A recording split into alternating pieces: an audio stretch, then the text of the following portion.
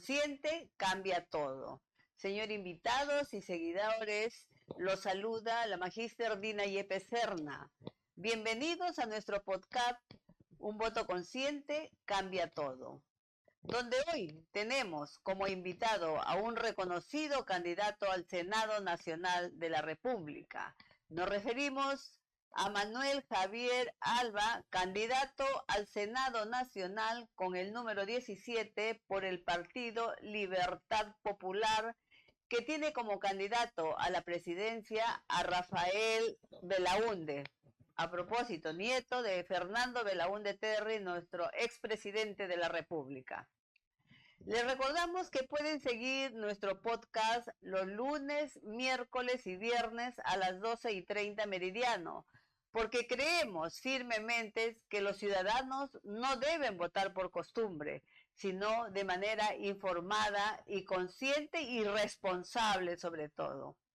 Por ello, antes de emitir su voto este 12 de abril, te invitamos a informarte, reflexionar y decidir. El público puede vernos a través de la página web revistabea.pe, a través de Facebook, Revista Bea Trujillo, Cajamarca, Chimbote y Chiclayo, y a través de YouTube con pruebas en la mano CPM. Ahora pasamos a hacer la presentación del candidato Manuel Bernard Javier Alba. Es docente universitario y coronel del Ejército del Perú en situación de retiro, con especialización en inteligencia y estrategia. Cuenta con una sólida formación académica, es doctor en gestión de desarrollo y posee maestrías en ciencias y estudios políticos estratégicos a nivel internacional.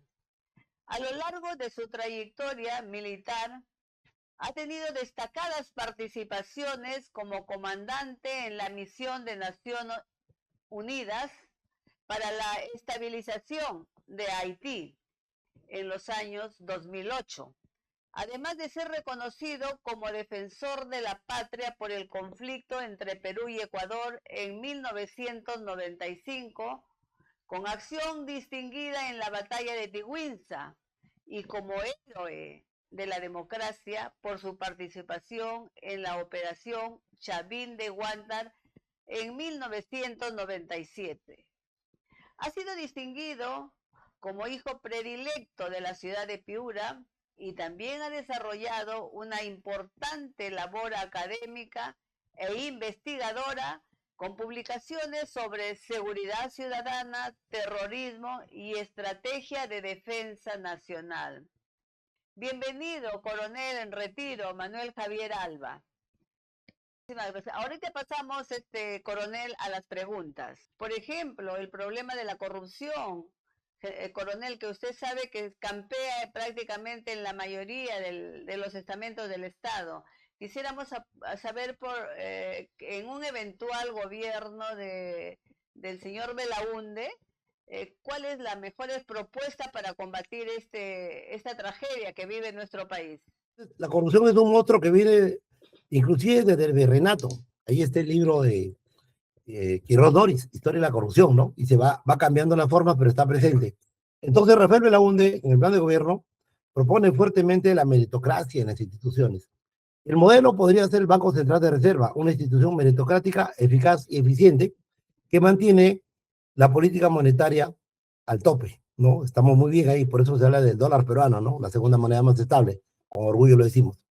Pero esa meritocracia tiene que llegar al Poder Judicial, a la Fiscalía, a la OMPE y a todas las entidades del Estado, ¿no? Solemos violar la meritocracia porque tenemos una cultura un poco colectivista. Mi amigo llegó al poder, le pido trabajo. Consecuencia, tenemos más de 1,5 millones de estatales, ¿no? Trabajadores del Estado. Bueno, yo me incluyo también porque soy de la Fuerza Armada, pero se consume cerca del 70% del presupuesto general de la República. Y queda el 30%, un poquito más o menos, para lo que es el desarrollo, ¿no? Lo determinante del desarrollo, infraestructura, educación, seguridad, salud. Entonces, ese es el problema. Y la estrategia es fácil, hay que invertir posiciones. Que el presupuesto para el desarrollo a nivel nacional, el gasto público, tiene que ser el 70%. Y el 30%, bueno, para el Estado, los trabajadores del Estado, ¿no? En ese sentido, esa estrategia se llama invierte posiciones, pero tiene sus acciones en todos los niveles. Quiere decir que nos va a quedar una muy buena cantidad de los 257.000 millones de soles que tenemos ahorita como presupuesto anual para el desarrollo, ¿no? Y vamos a ser más efectivos. Estamos avanzando con la ejecución presupuestal, pero estamos hablando del tema corrupción. Ese es una gran traba y tenemos que ser duros con eso. Otra cosa, la rendición de cuentas de funcionarios, ¿no? Entonces vamos a llegar a un Estado meritocrático. Pero para avanzar con meritocracia también hay que avanzar con la educación, ¿no? El tema de la informalidad es fuerte acá. Y el Estado también tiene que acercarse a todos los sectores, ¿no? Por ejemplo, las MIPES no tienen mucha ayuda, tienen 86% de informalidad, cuando las MIPES deberían ser actores de desarrollo. Hay que fortalecerlas. Hay que prestarle la ayuda correspondiente, como dice la Constitución. Entonces, es un número tan grande que se resume en que la corrupción es prima hermana del crimen. Entonces, y por ahí hay cosas que de repente el sistema judicial no tipifica como corrupción, pero considero que violar la meritocracia también debería ser corrupción, y eso podría tipificarse, ¿no? En los códigos de justicia que hay en el Perú. Porque si no atacamos, si atacamos la corrupción de manera por separado y no vemos que en el Estado se viola la meritocracia, ahí tenemos un gran problema. Entonces, nosotros tenemos que estar con economía, ¿no? Coronel, y sobre seguridad ciudadana, por ejemplo, ustedes qué plantean, porque cada día hay más muertos, en realidad más atentados, más sicariato.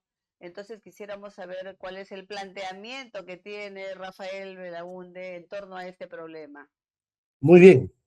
En el tema de seguridad ciudadana, voy a partir con esta preocupación y hasta indignación. Tenemos ahorita 10.7 muertos por cada 100.000 habitantes, una tasa de criminalidad epidémica, según Naciones Unidas.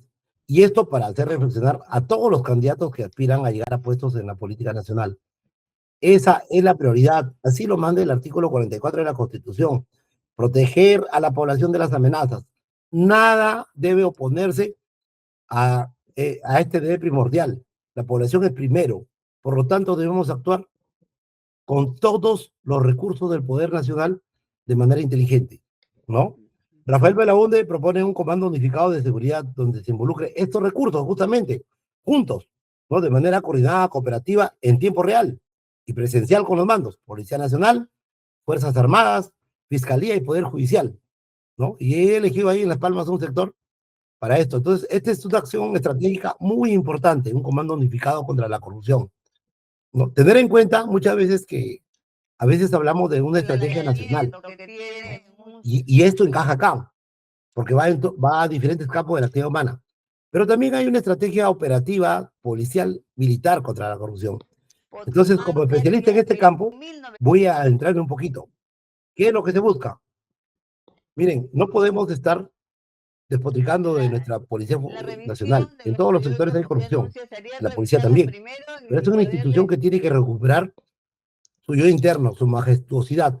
Por lo tanto, que hagan su trabajo. Por eso hay Escuela Superior de Guerra Policial, Centro de Altos Estudios Policiales. Hay años de inversión en la Policía Nacional, ¿no? Tenemos muchos ciudadanos que son policías, familia policial. No debemos mancillar su dignidad. Una cosa son los hombres que cometen errores o delitos y otra cosa es la institución policial. Hay ciencia policial, que la policía haga su trabajo en el orden interno, que le preste ayuda a las Fuerzas Armadas donde necesite, particularmente fuerzas especiales, porque son, son fuerzas de alta movilidad, poca huella logística y de alta precisión para neutralizar a las amenazas, ¿no? Ya sabes de lo que estoy hablando. Ese es el primer punto, la policía que haga su trabajo con el apoyo de las Fuerzas Armadas, no para que la releve, no para que le preste ayuda donde corresponde, volando correctamente, ¿no? Paralelamente, por ejemplo, usted habla de la unidad que debe haber entre las instituciones, Poder Judicial, Ministerio Público. Pero, ¿qué hacer con el Poder Judicial y el Ministerio Público con tanta corrupción? ¿Qué reformas proponen ustedes para poder hacer un cambio rotundo en estas instituciones que permiten que trabajen con transparencia y honestidad?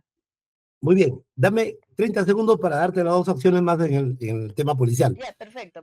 La policía no tiene un ente externo que le supervise y le controle las operaciones. Entonces, ese ente es el Comando Conjunto de las Fuerzas Armadas. ¿no? Que está conformado por Ejército, Marina, Policía y Fuerza Aérea también hay que entre, para que supervise de manera descentralizada diariamente, tipo guerra, diariamente el resultado de las operaciones policiales. Y que el Ejército se despliegue en la parte rural, en lo amplio de la frontera. La Policía Nacional no tiene la capacidad para desplegarse en los 7.073 kilómetros de frontera nacional que tenemos. Y para eso está nuestro ejército. Ya Brasil lo hace. Bien, voy a responder la pregunta, a ver si me das una mayor precisión de la pregunta que me hiciste sobre esta corrupción que hay. Ya, la reforma, sí, efectivamente, Rafael Belaúnde plantea una reforma, ¿no? de todas las entidades del Estado. Y yo voy un poquito más allá. Ya estamos llegando al gobierno digital. Tenemos la inteligencia artificial. Ahora, un robot le pone los códigos y te saca una sentencia. Entonces, tenemos que utilizar bastante la inteligencia artificial ya para no crecer más en estatales, ¿no? Y paralelamente, obligar a los funcionarios públicos que empleen la gestión de resultados. El tema de gestión de resultados, entonces, vas a optimizar el manejo de recursos y no vas a tener tanta gente, porque a veces por favorecer a las amistades viola la meritocracia y crea puestos públicos. Total, papá de Estado paga, ahí está la vaca lechera. Entonces, con una gestión por resultados efectiva, la constante, que se sancione a los funcionarios públicos que no implementen. Tener en cuenta muchas veces que, porque no les conviene. Entonces, vas a tener resultados propios en la parte rural, ya la reforma sí verificar este resultado. No necesitamos mucha gente. La tecnología hace mucho trabajo en las entidades del Estado y ahí vamos a un poquito más allá de corrupción, ya es artificial real, vamos a determinar quién lo produce, ¿no? De tal manera de poder filtrar y tener un Estado pequeño, recaudador. Porque un Estado neoliberal y una economía social de mercado que según nuestro Tribunal Constitucional sigue los lineamientos del liberalismo económico, pero se centra en el enfoque social, en todos los necesitados. Un Estado neoliberal tiene que tener el Estado pequeño, ¿no? No nos engañemos. Tenemos un aparato estatal muy grande, una burocracia de muy baja calidad, que en 25 años no ha dado resultado. Existiendo muchos recursos económicos, no hemos podido llegar al desarrollo. Tenemos 9.395.000 pobres monetarios, personas en pobreza. Tenemos 1.500.000 pobres extremos. ¿Qué tal frivolidad? Entonces, cuidado con la meritocracia, apliquemos, ¿no? La gestión por procesos para votar resultados, ¿no? Y optimizar los recursos humanos en el Estado. Somos muchos, mucha burocracia, somos muy grandes, ¿no? Y evitemos, pues, los premios excesivos, pues, de los aguinaldos de 20.000 soles que se dan en el Congreso. Evitemos eso, ¿no? Eso O es informa mucha frivolidad. irresponsable que apruebe un proyecto de ley donde realmente se aumenta exageradamente a los jubilados, ¿no? Merecen, claro, tener un aumento, pero uno tiene que ver de acuerdo a lo que tiene, ¿no? Y de ahí deducir los sueldos. Claro. El que desea trabajar en el Estado tiene que ser austero, ¿no? Y es voluntario. Nadie le pone un cuchillo en el cuello para que trabaje en el Estado. Entonces, no lo vean al Estado como una vaca lechera. Véanlo como vocación de servicio. Lógicamente, tiene que tener sus derechos, entonces, comodidades, ¿no? En todos los Pero peor, pues, un político, un senador, un congresista, ¿no? Evitemos 26 trabajadores en premio por el Congreso, por favor. Trabajar en el Estado ha llegado al Congreso y no tiene ninguna capacidad para hacer su proyecto de ley. Menos trabajadores, menos aguinaldos. Por favor, ¿cómo puede ser posible que se den un aguinaldo de 20.000 soles y tenemos 1.500.000 de gente de extrema pobreza que de repente no se lleva un pan a la boca en el día? Y después queremos hablar de pena de muerte, pena de muerte. ¿No saben que la fuente de captación de recursos humanos del crimen está en los pobres, más vulnerables? Claro, un niño de 12 años que no tiene que comer, no ha sido educado, viene el elemento del crimen, le dan $100, una pistola y con eso mata. Es un juguete. ¿Acaso él está instruido en valores morales? Entonces, o sea, también somos parte de esta tasa de criminalidad alta que definitivamente tenemos que reprimirla inmediatamente en los 100 primeros días, con el planteamiento. Pero también a mediano plazo hay que recuperar a la población.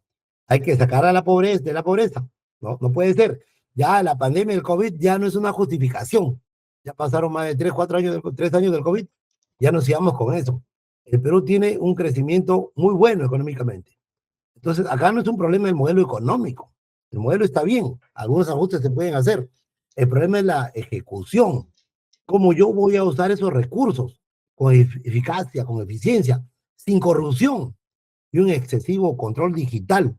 Y todos los aparatos del Estado tienen que tener gestión por votar resultados. Eso es lo que falta. Si usted va a cualquier institución del Estado, no todos han implementado la gestión por proceso. Bien fácil, con un robot le verifico sus resultados, ¿no? Y donde hay algo incorrecto, se corrige inmediatamente. Claro, claro. Dígame, coronel, ¿podría usted explicarnos sobre las propuestas que tienen en torno a educación y salud? Que también salud es una institución ahorita muy cuestionada por una serie de actos de corrupción que existen y que incluso no tenemos camas, no tenemos hospitales, no hay medicinas, no hay insulina y así sucesivamente podríamos tener una serie de cosas nefastas que están pasando, ¿no? Gracias. Voy a empezar contándoles una pequeña historia, ¿no? En el virreinato, por allá por el siglo XVII, la disponibilidad de camas para todos los peruanos, inclusive para nuestros originarios, era mayor que ahora en caso de emergencia. Y ahora que hay ciencia, hay gestión, ¿no? Ya lo vimos en la pandemia, ¿no? Estamos mejorando. Entonces, ¿qué plantea Libertad Popular? Tiene que haber una historia clínica electrónica. En los países desarrollados lo hay. Estamos en gobierno digital. Quiere decir que si yo me voy al Hospital Sabogal, ahí está electrónicamente mi historia clínica. El médico no tiene por qué estar anotando a mano. Se gana tiempo, se acelera procesos y hay unidad. Me voy a Piura, el hospital regional, ahí está mi historia en línea. No hay problema. Eso hay que implementarlo. Claro. Igual para la medicina, ¿no? Entonces, eso es lo primero y es parte del plan de gobierno de Rafael Belaunde. Entonces, tiene que haber telemedicina para las regiones. Yo me pregunto, a ver, esos 94.922 centros poblados que tenemos a nivel nacional, ¿tendrán acceso a telemedicina por lo menos todos? ¿Tendrán servicios básicos? No, ahí hay pobreza multidimensional y no la atacamos.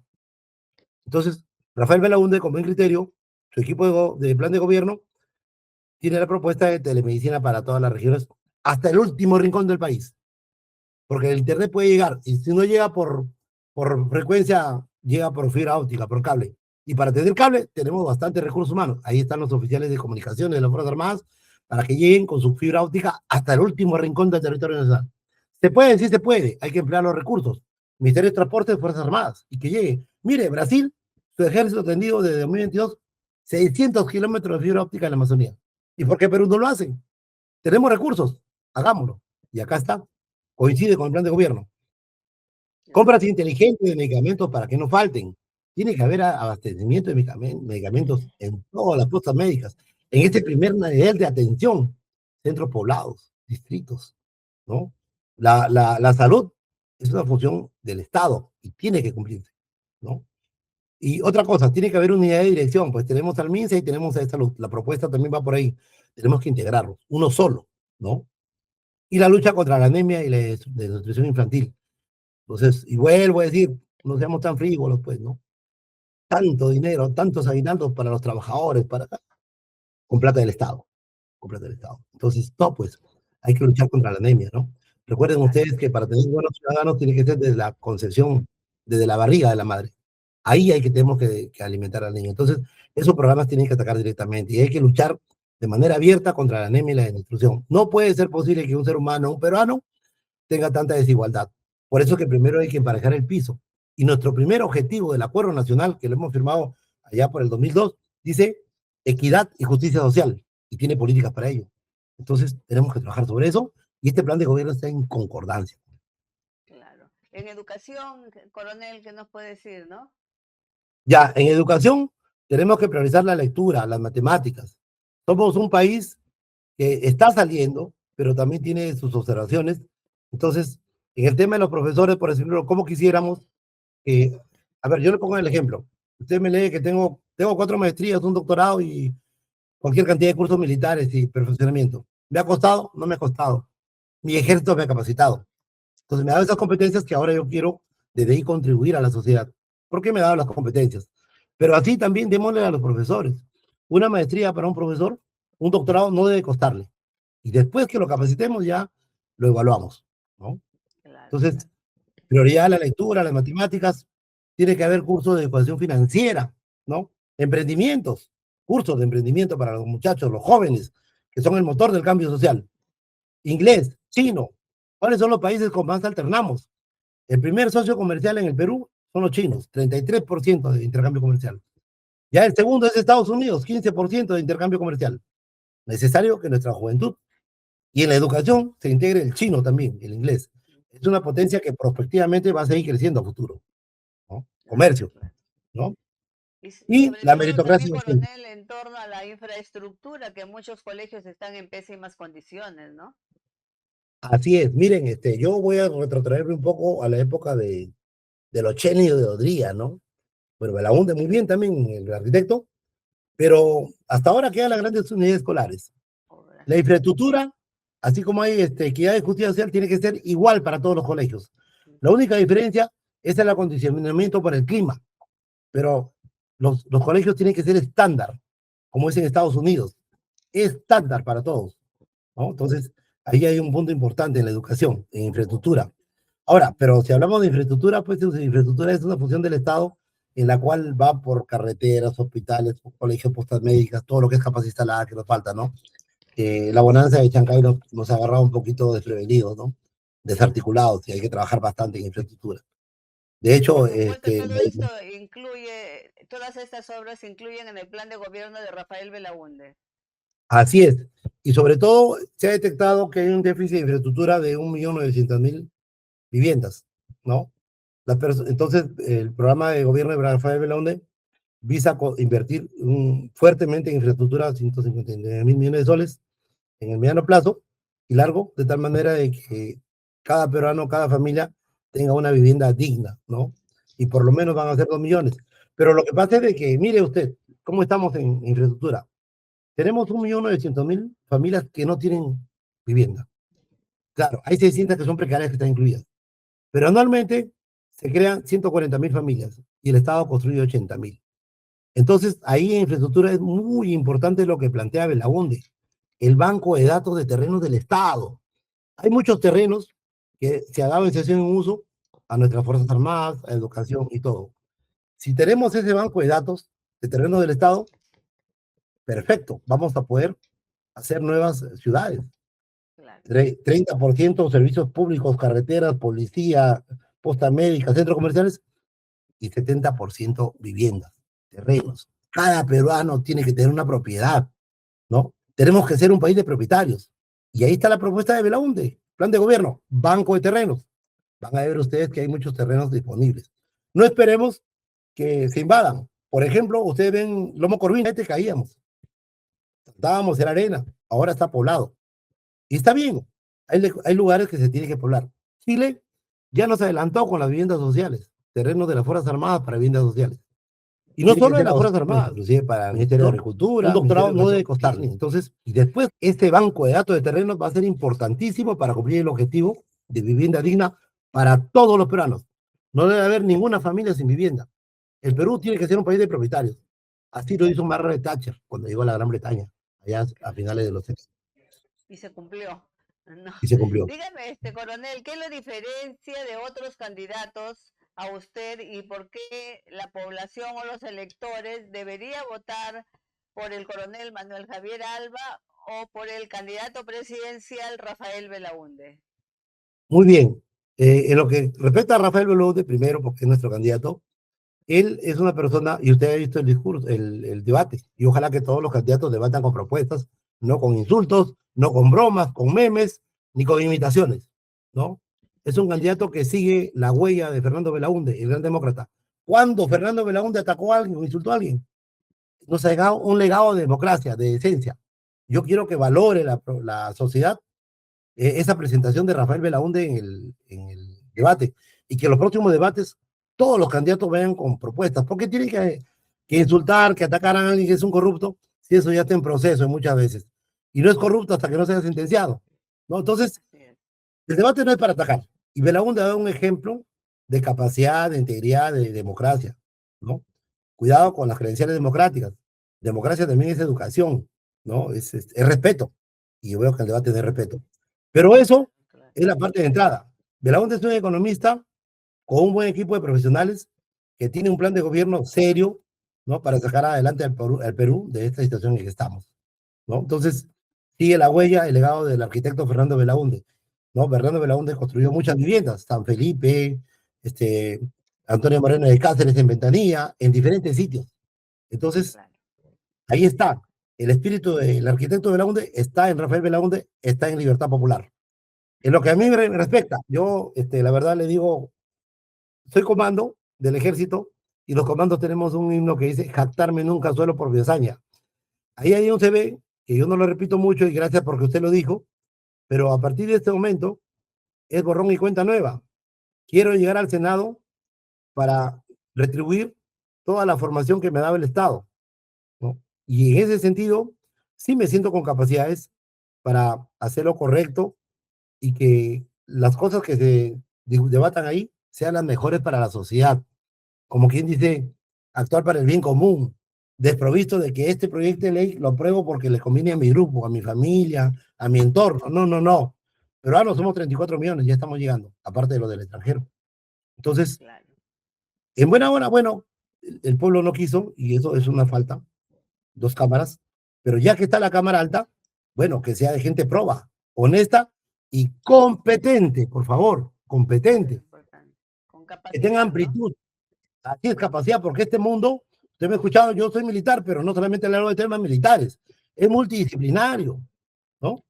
Entonces, tenemos que tener una buena Cámara de Senadores y nuestros jóvenes que van a ser los diputados tienen que trabajar sin descanso, tienen que producir, están en la edad más joven, ¿no? En la mejor edad para generar, para crear, para hacer proyectos disruptivos para el bien. Y que los que moderan son la Cámara Alta, ¿no? Y usted ha visto que Libertad Popular tiene una buena cantidad de jóvenes para diputados. La pregunta es por qué.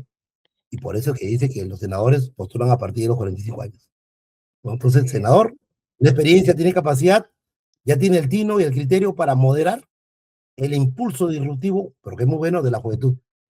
Entonces, yo espero que este parlamento compuesto por 60 senadores y 130 diputados sea prácticamente un binomio que contribuya al desarrollo, al bienestar, al bien común del país. Que tenga un país más unido, que vea por todos, ¿no? Y que estos 130 senadores trabajen mañana, tarde y noche para transformar el país. Más allá de los colores políticos y de las alianzas nefastas que no contribuyen, porque ya hemos visto que a veces muchos senadores o congresistas no les interesa su color político, su ideología. Ahí convive pues la izquierda, la derecha, el centro, la diagonal, etcétera. Entonces, Claro, claro. ¿dónde está la voluntad popular del pueblo, la soberanía del pueblo? No, hay que hacer cosas que vayan en concordancia con la población que es la que nos eligió. Pero una vez en el Parlamento, ya pues por favor, unidad nacional, ya no somos enemigos. A veces da la impresión que internamente somos más enemigos que los países con los cuales hemos tenido guerra, que estamos en paz ahora, ¿no? Pero que han dejado algunas heridas, ¿no? Y bueno, estamos viviendo en otro mundo, ¿no? Ya la guerra a veces no es que sea poco probable, pero se combate pues con la interdependencia económica, con la cooperación. Pero no perdamos de vista que los peruanos somos peruanos, tenemos una identidad, somos un país mega diverso, imagínense, plurilingüe, tenemos 47 lenguas rescatadas y multiétnico. ¿Cuántas etnias tenemos? Esa diversidad, esa heterogeneidad tiene que ser un valor, una fortaleza en lugar de una debilidad. Por eso los peruanos tenemos que apostar por la unidad. Compitamos acá limpiamente con propuestas, pero cuando lleguemos, demos lo mejor de sí, sin desmayo. Tenemos que trascender para dejar una mejor sociedad para nuestros hijos, nietos, nuestros bisnietos. Que el Así es. Perú sea grande, desarrollado, moderno. Ujú. Al parecer, Rafael Belaúnde encarna muy bien a su abuelo Fernando Belaúnde Terry. Bueno, ya llegamos a la parte final, coronel. Quisiéramos finalmente su mensaje a los peruanos que el 12 de abril acudirán a las urnas para elegir a las nuevas autoridades. Queridos compatriotas, peruanos todos, que este 12 de abril gane el Perú. Seleccione bien por quién votar. Hay opciones nuevas, hay gente competente. No todo está mal. Hay candidatos muy buenos como Rafael Belaunde. Y hay candidatos al Senado, a la Cámara de Diputados también, que vienen con ese ímpetu de hacer bien las cosas por nuestra querida patria. Por todos los 34 millones de peruanos y por nuestros peruanos que emigraron al extranjero. Y que vuelvan con un Perú mejor. Muchísimas Muchas gracias. gracias. Agradecemos sinceramente a nuestro invitado, a nuestro entrevistado por compartir sus propuestas que estamos seguros harían realidad de llegar a ser senador de la República. Manuel Javier Alba, candidato al Senado Nacional con el número 17 por el Partido Libertad Popular. Definitivamente les deseamos mucha suerte, coronel. También extendemos nuestro agradecimiento a nuestros seguidores y los invitamos a conocer a los candidatos y a sus propuestas los miércoles, lunes, miércoles y viernes desde las 12 meridiano, para que en esta ocasión voten a conciencia y realmente elijan a los mejores, no solamente senadores, sino diputados, y también, por supuesto, al presidente de la República. Gracias, Sergio Ravelo y María Sotero del equipo de producción. Y recuerden que un voto consciente cambia todo. Muchas gracias, coronel. Muchas gracias. Muchas gracias.